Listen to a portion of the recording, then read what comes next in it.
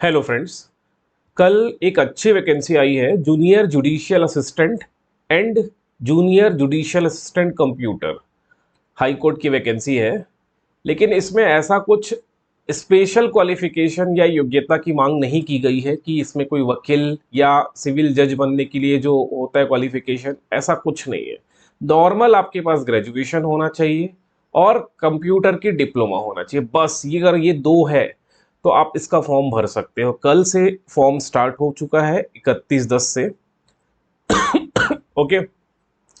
और बहुत बढ़िया वैकेंसी है, बहुत बहुत बहुत बहुत ज़्यादा बढ़िया है कि हाई कोर्ट में जो वैकेंसी आती है उसके बहुत फायदे हैं। अब जुडिशियल असिस्टेंट का मतलब क्या है? जो भी जुडिशियली एक्टिविटी है, जज की जो एक्टिविटी है या हाई कोर्ट में संचालित जो भी गतिविधि है, उसमें आपको असिस्ट करना है अगर ये एग्जाम क्रैक कर लेते हो। कुछ नहीं, ग्रेजुएट और कंप्यूटर की डिप्लोमा, ये दो मांगा है, ठीक है। अब हाई कोर्ट में ऐसा लगता है कि नॉन जुडिशियल वैकेंसी में क्या होता है कि या तो कंप्यूटर मांगा जाता है या तो टाइपिंग मांगा जाता है ना। तो इसमें टाइपिंग की सर्टिफिकेट नहीं मांगा है, लेकिन अगर ये लिखित एग्जाम अगर क्रैक कर लेते हो तो लिखित एग्जाम के बाद एक टाइपिंग टेस्ट होगा, ठीक है। और टाइपिंग टेस्ट कोई एकदम कठिन एग्जाम नहीं है, ठीक है। स्किल टेस्ट है, ये कोई एकदम कठिन नहीं है। एग्जाम जैसे ही ये निकल जाता है, अगर इसको आप क्रैक कर लिए, कट ऑफ के कैटेगरी में पहुंच गए, अच्छा आपका मार्क्स आ गया है, तो कुछ नहीं, 2-3 महीना अगर टाइपिंग की प्रैक्टिस करते हो तो एकदम चांस है कि एक आपका टाइपिंग वाला जो स्किल टेस्ट है वो निकल जाएगा, है ना। वो एकदम कठिन काम नहीं है। कठिन ये है कि व्यापम द्वारा आयोजित इस परीक्षा को क्रैक करना या जो कट ऑफ का मार्क्स है उसके ऊपर पहुंचना, बस यही कठिन है। उसके बाद skill test is very easy. Okay, उसमें ऐसा कुछ नहीं है, आपको 3 महीने 6-6 घंटे 8-8 घंटे कंप्यूटर में टाइपिंग की प्रैक्टिस करनी है, हो जाएगा। बहुत आसान है। सबसे टफ है ये व्यापम का परीक्षा निकालना। सिलेबस के बारे में बात करूंगा। और अभी सीक्वेंस में अमीन पटवारी है, अगर आप लोग देखोगे तो अभी है अमीन पटवारी दिसंबर में, उसके बाद जैन में ये है जनवरी में, ठीक है, 1 महीने बाद दिसंबर में हो गया अमीन, जनवरी में इसकी परीक्षा है। फिर फरवरी मार्च में कुछ नहीं है। फिर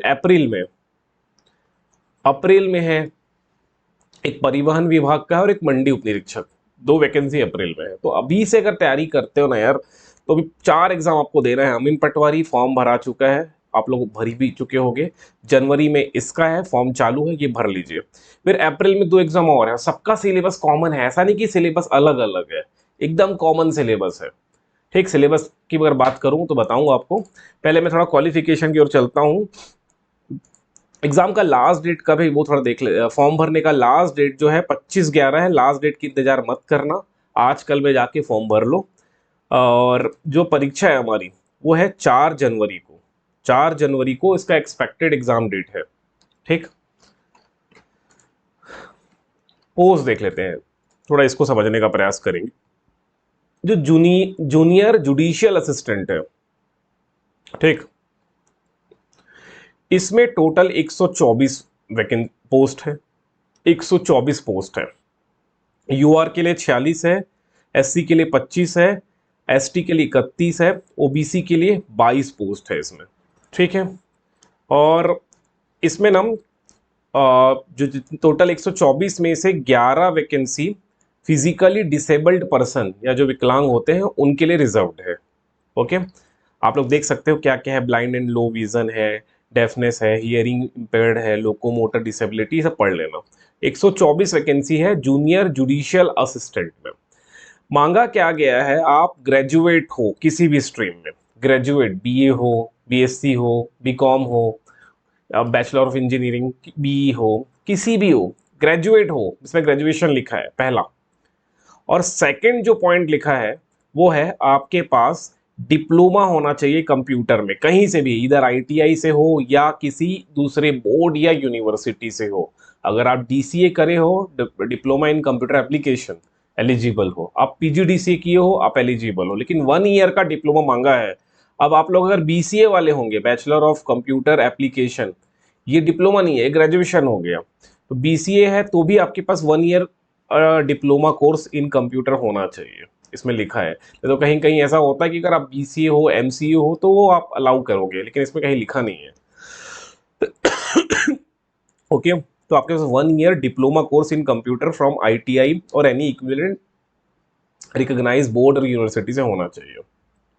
फिर भी मैं कहूँगा एक बार पूरा नोटिफिकेशन एक एक लाइन टू लाइन पढ़ लेना। शायद MCA वालों या BCA वालों को डायरेक्ट अलाउ किया गया है, बट अभी यहाँ कहीं नहीं लिखा है, ठीक, अभी तक तो मुझे नहीं दिखा। एक बार फिर भी पढ़ लेना, एक बार आप अच्छे से एक बार नोटिफिकेशन को पढ़ना।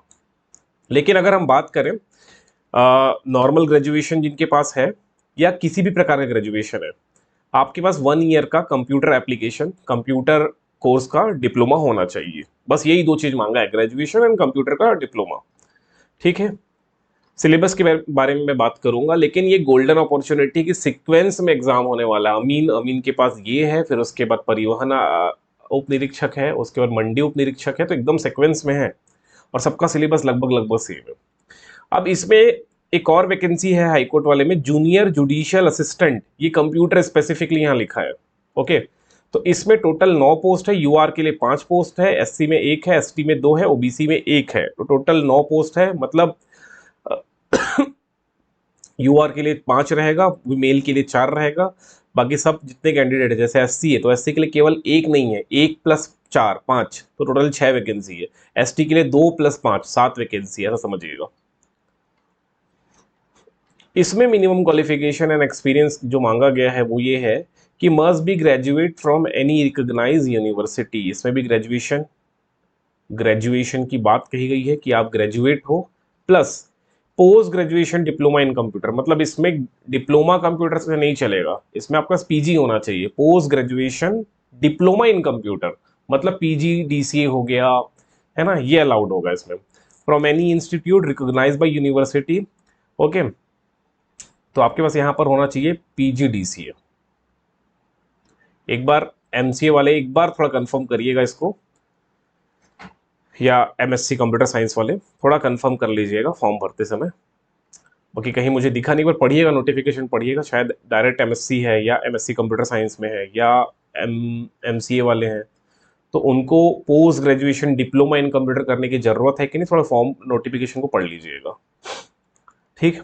तो ये हो गई योग्यता। अब एजुकेशन क्वालिफिकेशन के बाद एक चीज है कि अदर कंडीशन में he is a citizen of India, बाकी सब में मांगा जाता है कि वो छत्तीसगढ़ का मूल निवासी हो, लेकिन यहाँ पर लिख दिया है कि कोई भी इंडिया का भारत का नागरिक को भी फॉर्म भर सकते हैं, मतलब कंपटीशन ऑल इंडिया रहेगा इसमें, इसको थोड़ा नोट करिएगा, क्योंकि हाई कोर्ट का है, तो हाई कोर्ट में जो भी वैकेंसी निकलती है वो ऑल इंडिया के लिए रहता है। फिर दूसरा जो है, यहां पर मिनिमम एज होना चाहिए 21 साल, कैलकुलेशन होगा 1-1-25 के हिसाब से, मिनिमम एज 21 है और मैक्स एज है 30 साल के लिए, 21 से 30। लेकिन छत्तीसगढ़ के जो स्थानीय निवासी है उनको 30 के जगह पे 40 साल तक वो फॉर्म भर सकते हैं, मतलब मिनिमम छत्तीसगढ़ वालों के लिए हो जाएगा मिनिमम 21 और मैक्स हो जाएगा 40, ये 21 से 40 रहेगा। और उसके बाद जैसे कि ST SC OBC है, इनको 5 साल को, छत्तीसगढ़ के जो स्थानीय निवासी है और वो ST SC OBC में आते हैं, तो उनको 5 साल का और रिलैक्सेशन मिलेगा, मतलब 21 से 45 हो जाएगा। और जो यहाँ की महिला है, स्थानीय महिला, उनको 10 साल का और रिलैक्सेशन मिलेगा, ठीक है। ये जो जनरल मिल रहा है 21 से 40 के बीच के बाद 10 साल का और रिलैक्सेशन मिलेगा, ठीक है, इसको पढ़ लीजिएगा। सिलेक्शन प्रोसेस के मैं आता हूं सीधा। सिलेक्शन में यहां पर 2 फेज में होगा। फेज 1 जो व्यापम द्वारा कंडक्ट कराया जाएगा, ये हो गया फेज प्रथम, व्यापम द्वारा एग्जाम दिया जाएगा, इसको स्क्रीनिंग टेस्ट लिखा गया है, ओके। ऑफलाइन एग्जाम होगा, ऑनलाइन नहीं होगा, 100 मार्क्स का होगा और कोई नेगेटिव मार्किंग नहीं है, मतलब आपको 100 में 100 क्वेश्चन अटेम्प्ट करना है, ठीक। अगर पेपर नॉर्मल रहा तो 90 नंबर वाला 90-91 टॉपर का आएगा, मैं आपको बता दूं, ठीक है, कोई माइनस मार्किंग नहीं है इसमें स्क्रीनिंग टेस्ट में। ये फेज 1 है दोनों एग्जाम के लिए ना, चाहे वो जूनियर जुडिशियल असिस्टेंट रहे या जूनियर जुडिशियल असिस्टेंट कंप्यूटर रहे, दोनों पोस्ट के लिए फेज 1 में कोई नेगेटिव मार्किंग नहीं है, 100 मार्क्स का परीक्षा है। सिलेबस के बारे में हम बात करेंगे, क्या सिलेबस है। और उसके बाद 1:15 में, मतलब एक पोस्ट के लिए 15 गुना को, मतलब 15 टाइम्स ज्यादा लोगों को बुलाया जाएगा स्किल टेस्ट के लिए, ओके। जैसे 100 वैकेंसी है तो 100 में 15 जोड़ दो, गुणा कर दो, तो हो गए 1500, मतलब एक पोस्ट के लिए 15 लोगों को बुलाया जाएगा, ठीक है। तो 1:15 में बुलाया जाएगा स्किल टेस्ट के लिए, ठीक है, जो कि फेज 2 है।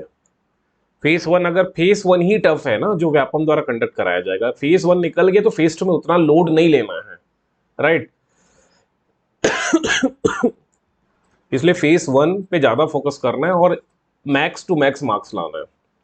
अब 1:15 को बुलाया जाएगा स्किल टेस्ट के लिए। अब स्किल टेस्ट में जो पहला है, जूनियर जुडिशियल असिस्टेंट वाला जो है, इसमें आपका दो टेस्ट होगा, एक इंग्लिश टाइपिंग टेस्ट होगा और दूसरा हिंदी टाइपिंग टेस्ट होगा। एकदम लोड मत लो इसमें, ये बहुत आसान है।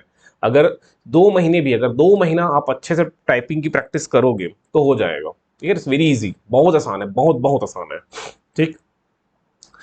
अब एक पैसेज मिलेगा 300 शब्द का, उसे टाइप करना है 10 मिनट में और 25 मार्क्स मिलेगा इसमें, हिंदी इंग्लिश वाले में। सिमिलरली हिंदी वाले के लिए 250 पेज 250 शब्द का को टाइप करना है 10 मिनट में, इसके लिए मिलेगा 25 मार्क।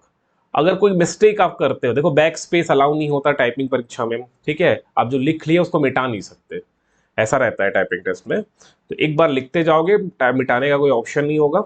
और गलती पे marks to be deducted for each mistake, हर एक गलती पे, हर एक गलती में 1/4 नेगेटिव मार्किंग रहेगा। स्किल टेस्ट में बात चल रही है, मतलब फेज 2 में। फेज 1 में तो कोई नेगेटिव मार्किंग नहीं है, मतलब व्यापम द्वारा आयोजित जो परीक्षा उसमें किसी भी प्रकार का नेगेटिव मार्किंग का प्रावधान नहीं है।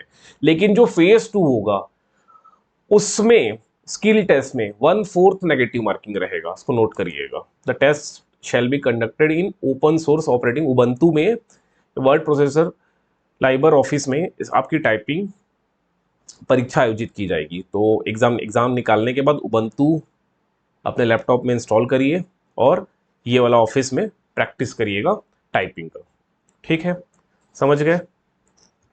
एक इंपॉर्टेंट बात और मैं करूंगा इस वैकेंसी में, एक मोस्ट इंपॉर्टेंट जो चीज़ मुझे मिल गया जिसको मैं ढूंढ रहा था, वो है, ये लाइन पढ़िएगा, marks obtained by the candidates in phase 1 shall not be considered while preparing the merit list. मतलब बोला जा रहा है जो फेज 1 है, जो व्यापम द्वारा आयोजित परीक्षा है, उसमें जो आपका मार्क्स बनेगा वो मेरिट में काउंट नहीं होगा। ध्यान से समझिएगा, मैं इसको समझा देता हूं आप लोगों को। जैसे फेज 1 है,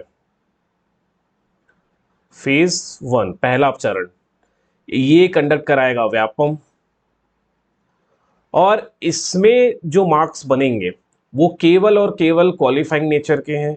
अगर जैसे कि वैकेंसी टोटल कितनी है, एक बार इसको काउंट कर लेते हैं फिर आपको बताता हूं मैं टोटल। जैसे कि जूनियर जुडिशियल असिस्टेंट के लिए यूआर में 46 पोस्ट है ना, इसको हम 50 पकड़ लेते हैं, ठीक है, कैलकुलेशन के लिए 50 है, तो 50 गुणा 15 कर दीजिए, तो 15 पंचे 75 हो गया। तो 750 लोगों को, 750 लोग जाएंगे फेज 2 के लिए, द्वितीय चरण के लिए, फेज 2 के लिए 750 लोग जाएंगे। अब व्यापम ने मान लो ये मैं 750 कैंडिडेट का में ऐसे होगा, रैंक 1 रैंक 2 रैंक 3 ऐसे करते करते 750, एक एग्जांपल के तौर पे ले रहा हूं 50 पोस्ट को, ठीक है, टोटल तो 124 वैकेंसी है, 750 हो गया। अब रैंक 1 का मार्क्स मान लो है 100 में 90 नंबर या 95 नंबर, 94 नंबर, मैं 92 ले लेता हूं। और जो 750 पे जो पर्सन है उसका मार्क्स है मान लो 87, ओके, या और कम कर लो, 80 भी कर सकते हो, ठीक है, चलो 80 कर लो, मान लो 80 है, इतना 80 तो इतना कम नहीं जाएगा, लेकिन हम 80 कर लेते हैं, ठीक। ध्यान से समझिएगा, अब यहाँ पर मामला गड़बड़ा सकता है, इसलिए समझिए इसको।